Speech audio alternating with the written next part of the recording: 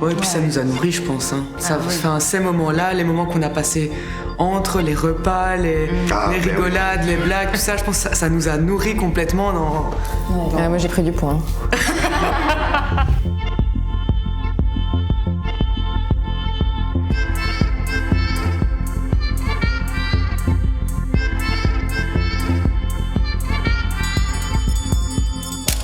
On peut en parler des jours, des semaines, des mois, des années, je pense. C'est quelque chose qui nous a beaucoup marqué. Ouais, c'était une bulle, genre une colonie de vacances au milieu d'un confinement où c'était hyper restreint, et puis là on se retrouve, on se connaît pas, et en une journée, du coup il y a une proximité, je pense qu'on n'aurait peut-être pas eu aussi forte dans un autre contexte. Puis on était tout le temps ensemble. On dormait là, on mangeait là, on déjeunait là. Le fait qu'il n'y avait pas de bar ouvert ni quoi, c'était en plein confinement, donc on passait de l'hôtel à la villa pour aller bosser, et puis on revenait à l'hôtel en plein milieu de la nuit. On était vraiment tout le temps collés ensemble, et je pense que ça a beaucoup joué sur la façon dont on s'est entendu, la façon dont on a travaillé ensemble. Oui, mais aussi, pas que. Je pense que c'était des âmes ensemble qui étaient prêtes à être amies ou à se rencontrer aussi, non ? Bien sûr. Et puis au-delà de ça, une rencontre, et aussi de pouvoir voir comment chacun travaillait aussi, les méthodes de travail de chacun, de découvrir les univers aussi artistiques de chacun, de trouver sa place dans le groupe aussi. C'était hyper intéressant de trouver son identité, qu'est-ce que chacun peut apporter. Et j'ai trouvé ça hyper enrichissant. Et puis quelque chose de spécial aussi, c'est le fait que tout le monde a travaillé ensemble. Et ça, moi, c'était un pari que je m'étais donné et que je leur ai donné dans les mains. Vous vous rappelez, je vous avais dit, si vous voulez travailler par binôme, et en fait, tout le monde a travaillé ensemble. Et c'était étonnant quand même.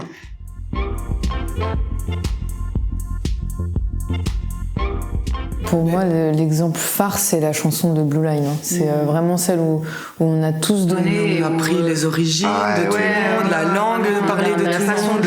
C'était et en fait, il y a eu beaucoup d'improvisation aussi. Quand on trouvait une piste d'accord ou quoi que ce soit, on se laissait beaucoup d'improvisation, et puis on gardait certaines choses. Il y a eu des endroits encore improvisés, même pendant le concert. Oui, bien sûr. Et donc du coup, chacun s'exprimait quand même de la manière dont il l'entend, avec ses influences. Mais et alors, je pense aussi ce qui est intéressant, c'est que par exemple sur Blue Line, on avait fait nous ensemble un petit thème avec des accords, et Hassan, lui, il avait fait un thème beaucoup plus oui, ça a été une fusion. Enfin, moi j'ai un regard parce que justement je voyais un peu tout ça, mais j'ai un regard même différent de vous par rapport au fait que un des films que j'avais choisi, Blue Line, qui est une comédie noire, qui se passe dans la zone tampon entre Israël et le Liban. C'est un court-métrage où j'avais fait la musique, et ma femme est libanaise, donc c'est un sujet, le Moyen-Orient, qui me touche beaucoup. Et dans le groupe, le premier que j'avais choisi, c'était un Syrien qui était venu en 2016, ce Hassan, qui est un musicien hors pair et un humain incroyable. Et c'est la première personne que j'ai choisie. Et par rapport au sujet, c'était une évidence. Et donc, Erela, c'était une autre personne qui est pas là, une chanteuse franco-israélienne. Et donc, pour moi, mettre les gens en lien et les faire s'aimer quelque part, ou les faire aller dans un sens, même s'ils ont des cultures différentes, c'est un grand pari. Je pense que la musique pourrait apporter ça sur Terre pour beaucoup de gens. Ça, on vivrait dans un autre monde, je pense. Donc, ce pari entre cette vision de Rela et de Hassan, au début, ça a été étrange. C'est-à-dire, elle a fait, par exemple, une musique plus de comédie, et lui, une musique hyper dramatique. Donc, on en a beaucoup parlé, et puis ils ont fait une fusion des deux, qui était juste incroyable. Et avec la fusion de ce que vous aviez fait vous, ça a été un mélange. Donc, c'est vraiment chaque personne, à peu près, là, qui ont mené leurs idées, et qui a fait que ça a fait un mélange magnifique, mais magnifique. C'est vraiment une grande leçon d'humanité, même à travers la musique, et musicalement aussi, puisque c'est devenu un morceau en hébreu et en arabe, et c'était juste magnifique. C'est-à-dire, moi, même si je dirigeais, j'avais les frissons partout, quoi. Je vous le dis maintenant. Et ce qui était drôle aussi, c'est que du coup, c'est Hassan qui avait écrit les paroles en arabe, et Erela avait écrit les paroles en hébreu, et sans se concerter, en fait, quand ils nous ont expliqué la traduction, c'était toi? Alors, c'est lui qui a relié? C'est pas ça? Oui, t'as trouvé des mots, je me souviens du mot étoile. On avait travaillé un petit peu ensemble. ensemble. Et en fait, c'est ça quand on est revenu à la traduction, on s'est rendu compte que Rella et vous deux, vous parliez de la même chose, sans se concerter du tout, sans avoir pris un texte en français au départ, en se disant on parle de ça quoi. C'était assez fort, tout ce qui était mélange de culture, c'était ça a été très fort. Ce projet-là spécialement, hein, ça a été très très fort. Et les chocolats. Les M&M's. Moi, on m'a dit villa avec des chocolats. D'accord. Non, moi, je pensais principalement, j'adore humainement rencontrer du monde. Je suis très curieuse aussi. Et donc, il y avait ce côté où il y avait les deux. C'est-à-dire que j'allais rencontrer des personnes. Et vraiment, je suis loin d'être déçue parce que ça a été incroyable. Et curieuse justement dans la manière dont chacun a à son petit monde ou quoi que ce soit, son univers musical, et voir comment d'autres fonctionnent. Et donc ça m'a enrichi sur les deux aspects pour lesquels moi ça m'a poussé à le faire, à le refaire, à revenir tous les ans pour participer, mais aussi sincèrement il y a aussi le côté de les revoir chaque année. Mais donc le côté humain et curiosité musicale, apprentissage.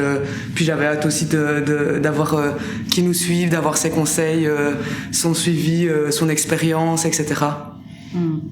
Vous savez, ce qui était fort aussi, c'est le fait que pas beaucoup d'ego.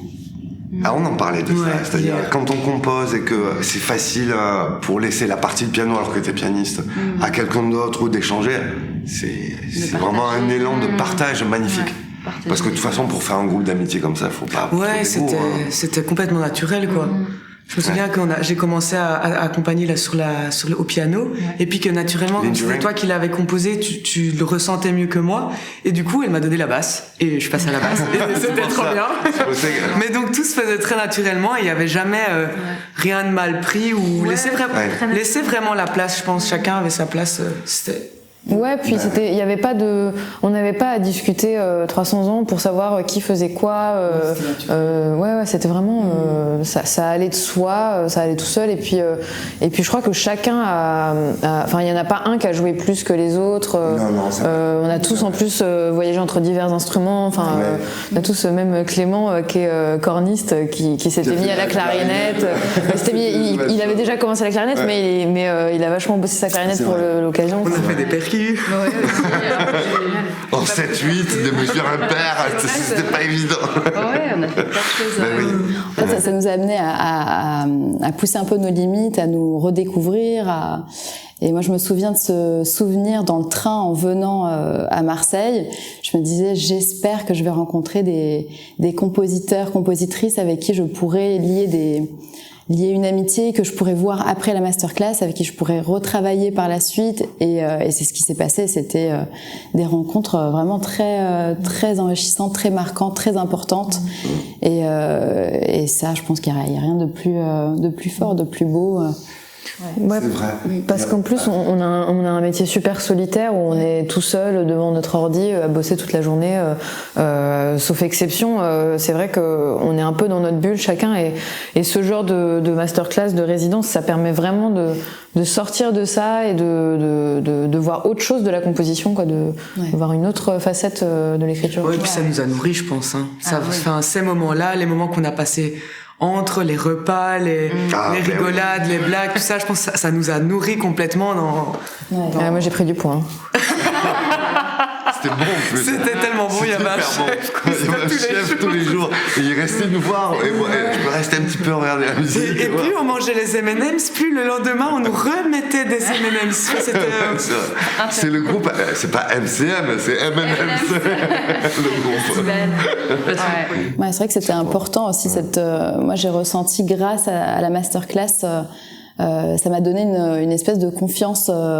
Une confiance en soi que je cherchais à ce moment-là, et ça m'a donné envie de mettre toute mon énergie dans la même direction, dans la musique de film précisément. Et c'est à partir de la masterclass que je me suis investie complètement dans la musique de film, et je voulais t'en remercier. C'est grâce à toi. C'est beau quand même, ça. Moi je veux bien le nom du chat. Là, on arrive à la fin, je pense. Je veux bien le nom du chien. À 3. 1, 2, 3. Mademoiselle Antoine.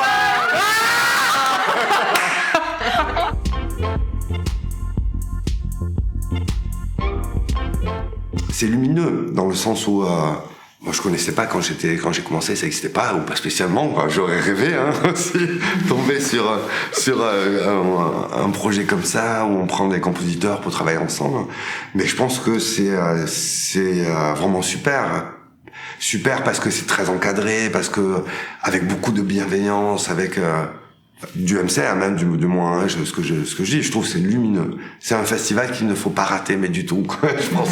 Vraiment. Qui est très humain, qui est très artistique, qui a vraiment beaucoup de valeur.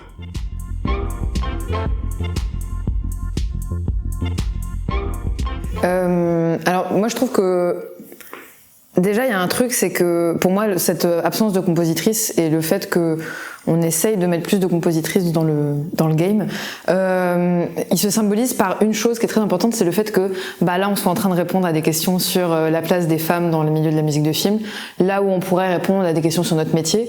Alors il y a besoin de répondre à ces questions, c'est juste que ça symbolise encore une fois l'écart des choses qu'on va demander aux femmes et qu'on va demander aux hommes.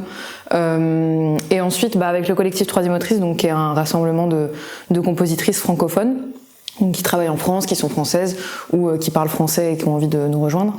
Ce qu'on essaye de faire, c'est qu'on a un espace d'échange où on est entre nous et on peut échanger des sujets sur des sujets, je sais pas, si on a besoin de conseils pour une carte son ou des choses un peu techniques. Et puis pour parler de sujets dont on parlerait pas forcément avec nos confrères. Ça peut aller de la simple question qu'on n'ose pas poser ailleurs jusqu'aux soucis qu'il peut y avoir quand on travaille avec certaines personnes, quand il peut y avoir du harcèlement. On n'a pas forcément envie d'évoquer toutes ces choses.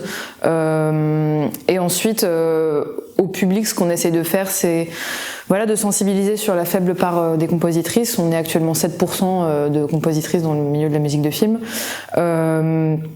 Pas pour culpabiliser qui que ce soit, parce que c'est très complexe, il y a énormément de leviers à pousser pour faire augmenter cette part.